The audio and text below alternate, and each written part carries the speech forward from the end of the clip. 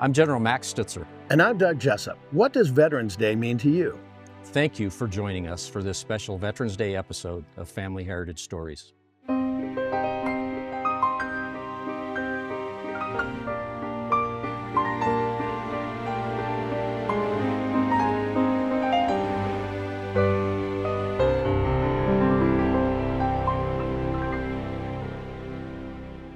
We all benefit from heroes among us. Now, they're going to say, it's just part of the job. But it's more than that. It's time for Hero Salute Stories.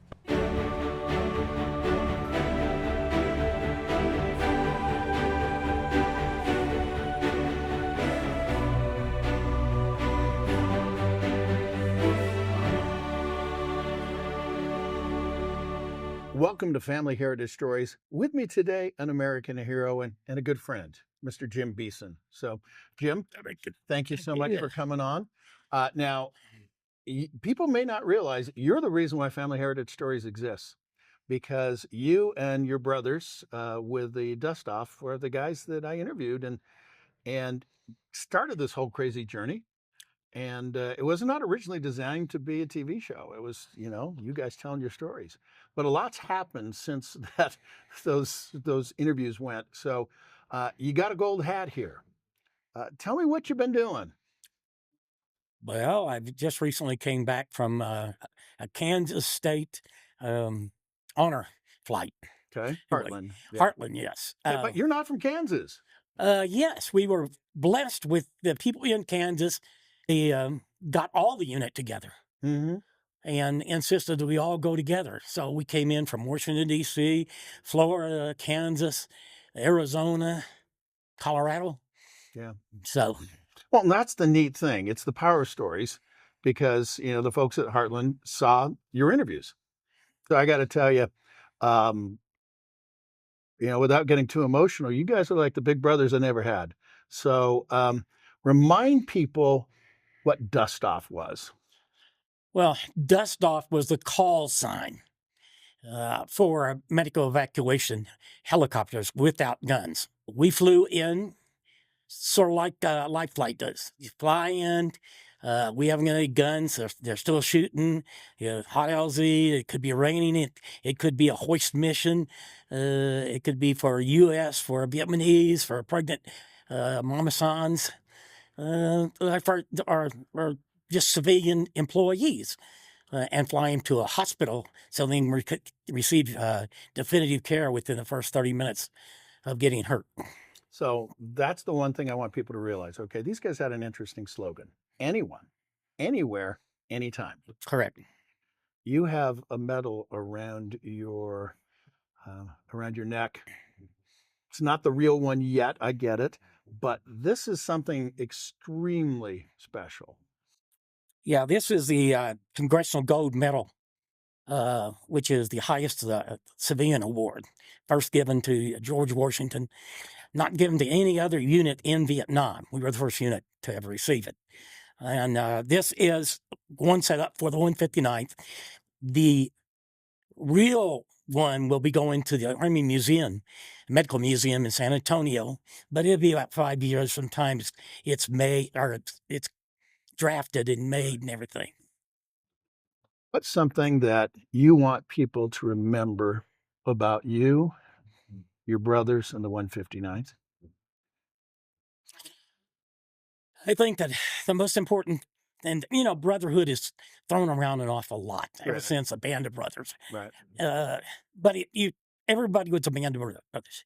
If you were infantry and you had to go out on that patrol with 5 or 6 other guys, they were your brothers. If you were lurched with 4 guys, they were your brothers. So I think it was the fact that we bonded in that 1 year period, a 12-month period. We bonded where we're so tight that we are probably a little bit more tight with each other than we are with our own families. We know more about each other than we have told our own families. Yeah. So I would like for people to know that I did my job. You did your job well. How old were you guys when you were doing this, roughly? I wasn't the oldest. Ted was the oldest, but I was 22 when I arrived in country. Most of the pilots were 19 when they arrived in country. as warrant officers. Yeah. Wow. Well, on behalf of a thankful nation, and I am grateful for you, for your brothers. I've got to know and love you, each one of you individually, and I'm going to make a promise to you: you will not be forgotten. Thank you.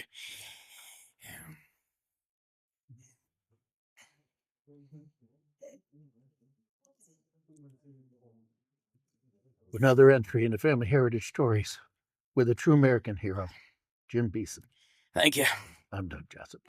Thank you for joining us for this special episode of Family Heritage Stories. If you would like to help us continue with this great and important programming, please visit herosalutestories.org.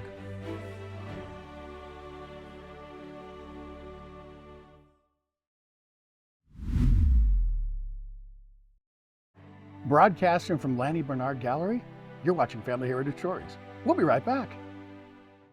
We've looked before at the vital dust-off mission during the Vietnam era. Now we'll look at the execution of that mission in modern times. I am the flight medic. In your time of need,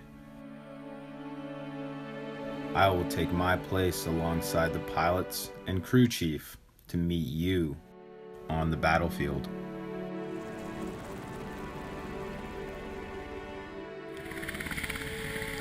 Neither moonless night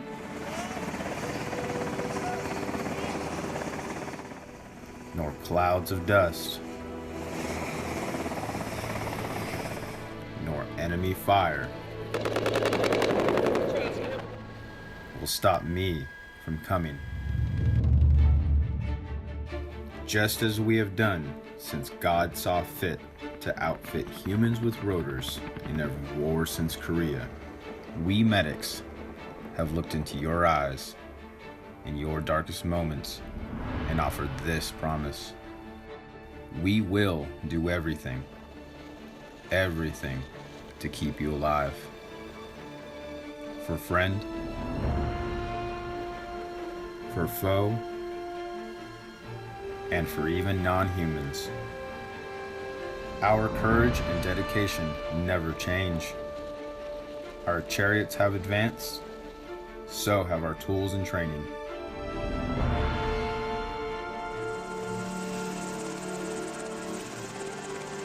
My promise to you, my warrior, and to your family remains without change. I will leave when I have your wounded. I will leave when I have your wounded. I will leave when I have your wounded. I will leave only when I have your wounded. There's not much to say about Dust Off, except for I'll come and get you.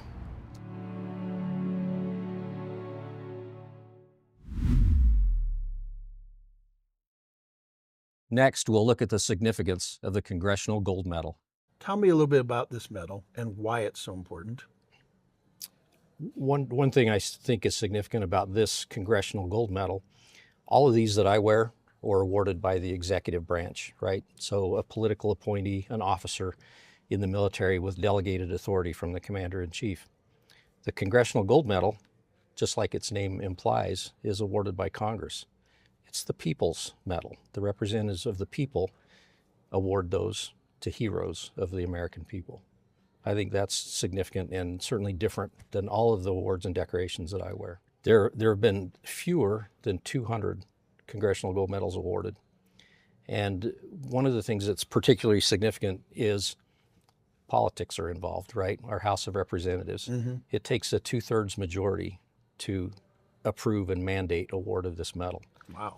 So when you see the award of this medal, it's overcome the politics of identity, of portfolios, of territorialism and things like that, and truly recognizes people who are heroes to this nation, who have preserved and defended and the Constitution of this nation, supported everything we stand for, and that's affirmed, again, by the representatives of the people in Congress. This story is going to be seen worldwide. And there are really, quite honestly, not a heck of a lot of the Dust Off members still alive.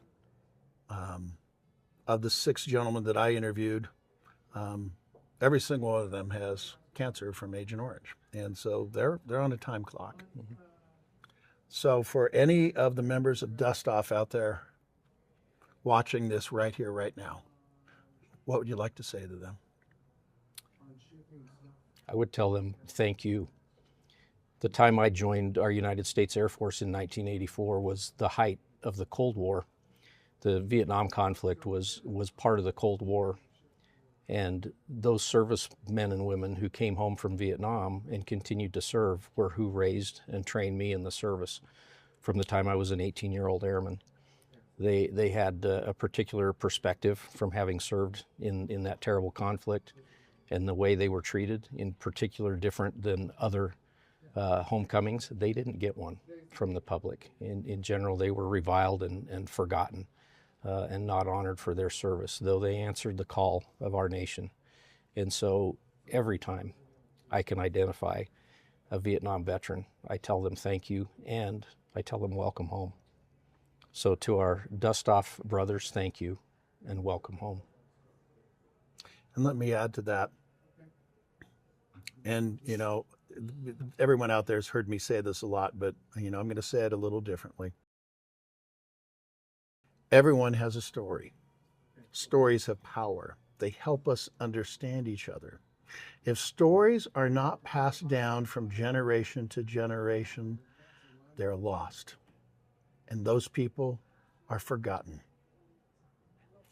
I make this promise this very day to my friends, my colleagues, the people that served in Dust Off. You will not be forgotten.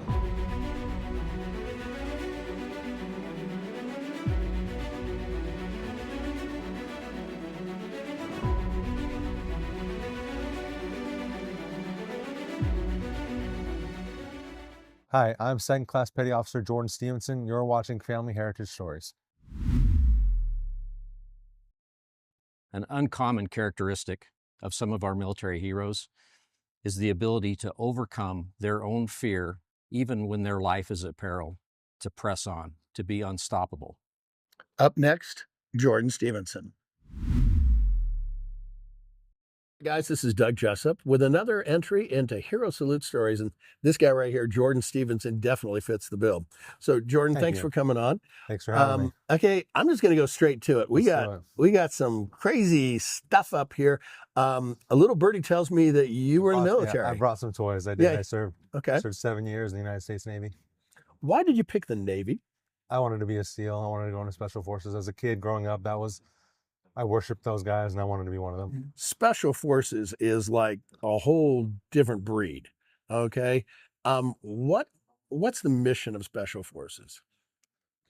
They're called tiers, and tier 1 is like the best of the best. They get assigned the most high risk, dangerous missions, and I get to say that I was part of a tier 1 asset.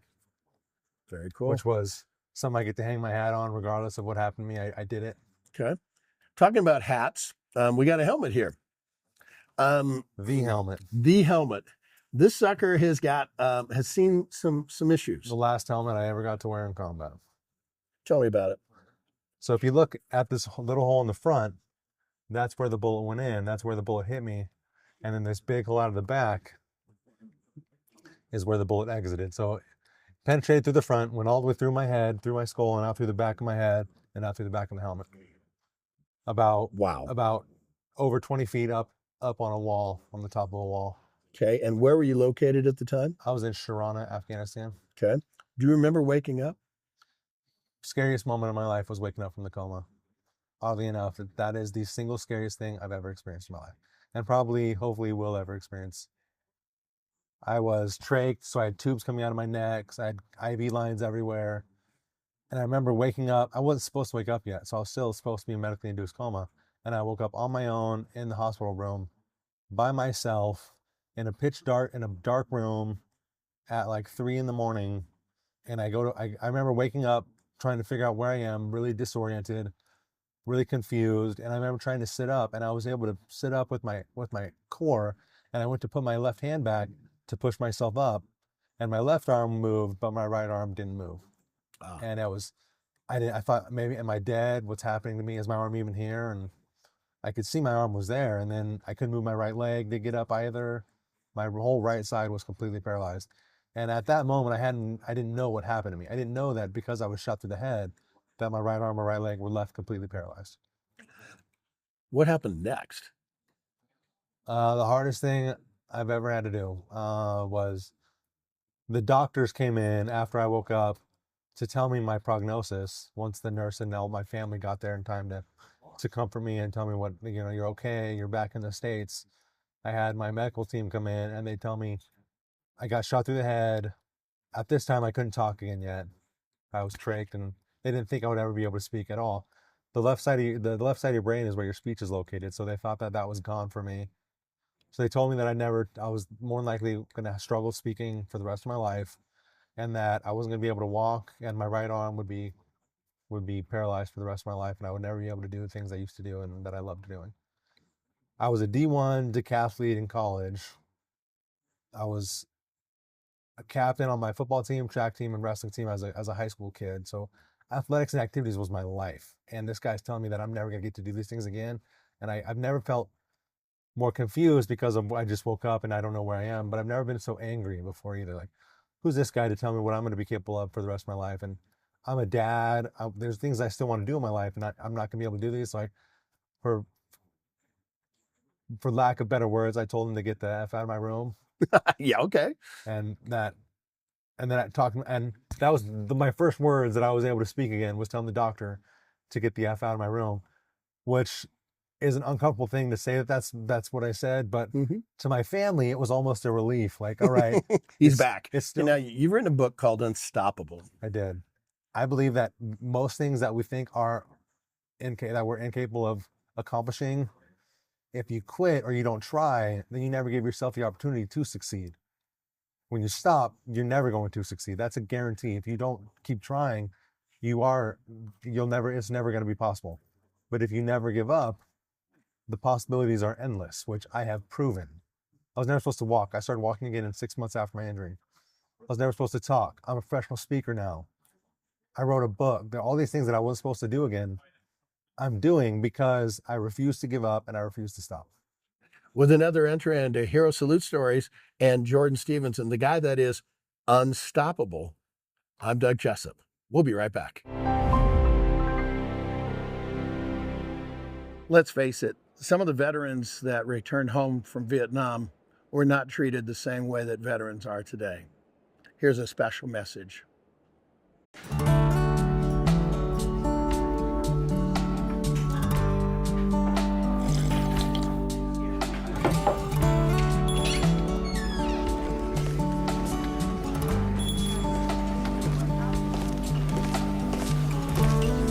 Can I help you? Just a cup of coffee, please. Coming right up.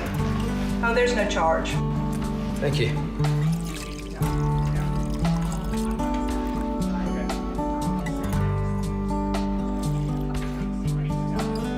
Here you go. Thanks again. Thank you for your service. Thank you for your support. Do you want a picture taken with the soldier? Can I take a picture? Sure. All right, smile. There you go.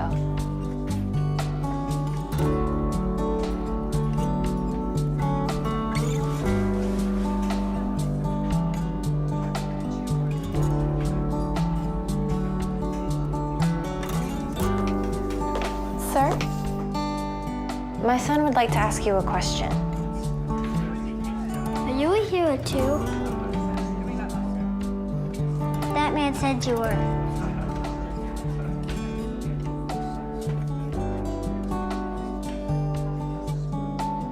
I just served as best I could. Can we take a picture? Sure. All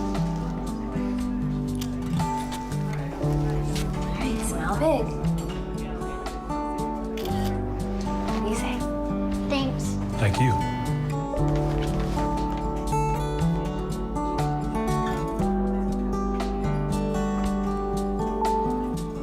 Thank you for your service. Thank you for your support.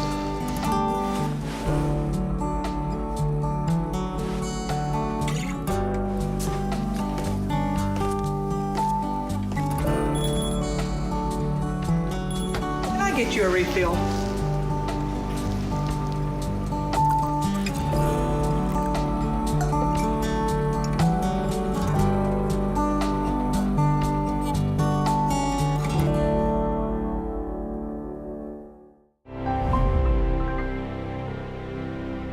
You learn a lot about traditions, values, and culture when you travel.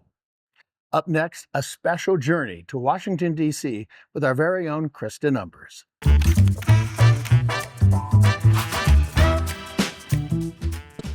The Vietnam Veterans Memorial, located in Washington, D.C., is a poignant tribute to the soldiers who served in the Vietnam War. Designed by Maya Lin, the memorial was dedicated on November 13, 1982, and has since become a powerful symbol of remembrance and healing. Its striking design features a black granite wall inscribed with the names of over 58,000 service members who lost their lives or went missing during the conflict. The minimalist approach invites reflection, as visitors are encouraged to connect personally with the names etched in the stone, many of which are accompanied by heartfelt tributes left by loved ones. One interesting aspect of the memorial is its name. It is referred to as the Vietnam Veterans Memorial rather than the Vietnam War Memorial. This distinction highlights the focus on honoring the veterans themselves rather than solely emphasizing the war's events. The memorial serves to recognize the sacrifices made by individuals, acknowledging their service and struggles rather than glorifying the conflict. As we reflect on our veterans, this Veterans Day and always, it's important to recognize that the memorial stands as a reminder of the lessons learned from the Vietnam War and the enduring impact of conflict on society.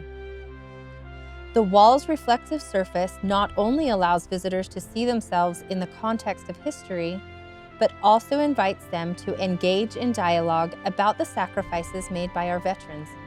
This connection between the past and present encourages us to honor their stories, advocate for peace, and ensure that we support those who have served, fostering a culture of understanding and gratitude that transcends generations. Broadcasting from the Vietnam Veterans Memorial in Washington, D.C., I'm Krista Numbers for Family Heritage Stories. My name is Paul Banks, and you're watching Family Heritage Stories. In the military, we have proud traditions of objects with stories. Up next, Objects with Stories are Treasures Remembered.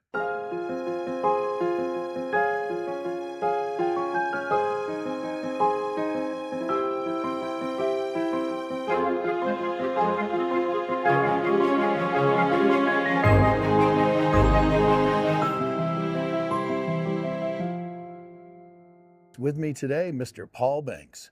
So, Paul, thanks for coming on today. And a full disclosure, you and I've known each other for a while, and you've had quite the interesting life.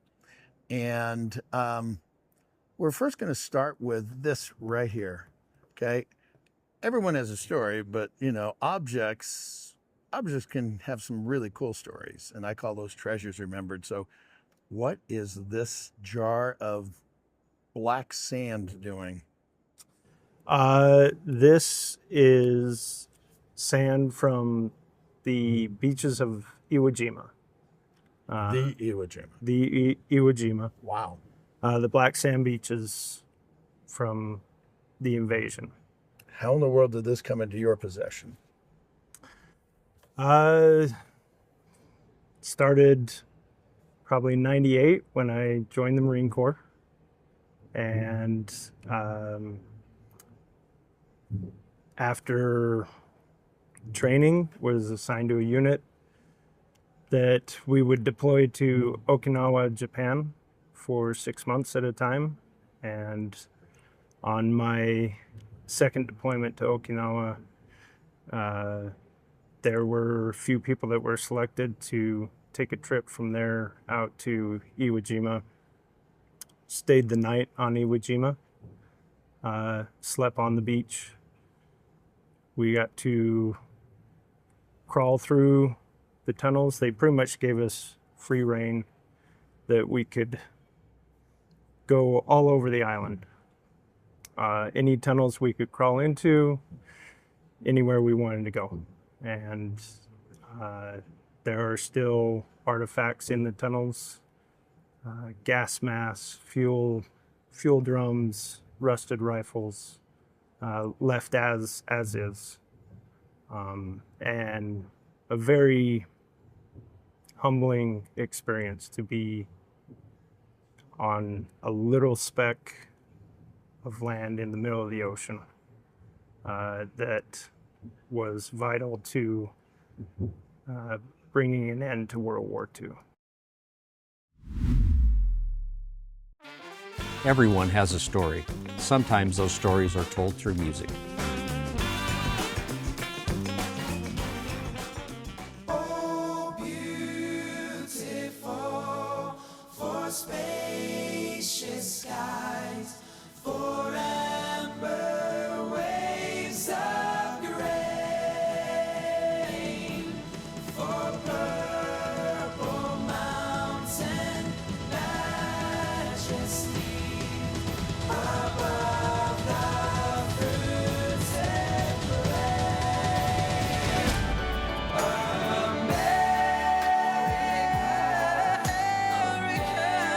America, God shed His grace on me, and crown thy good with brotherhood. From sea to shining sea.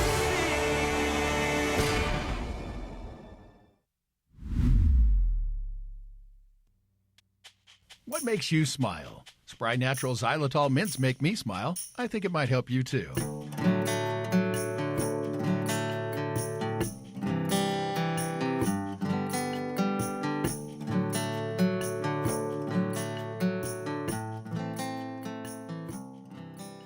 Thank you for watching this special Veterans Day episode of Family Heritage Stories. If stories aren't passed down from generation to generation, they're lost, and those people are forgotten.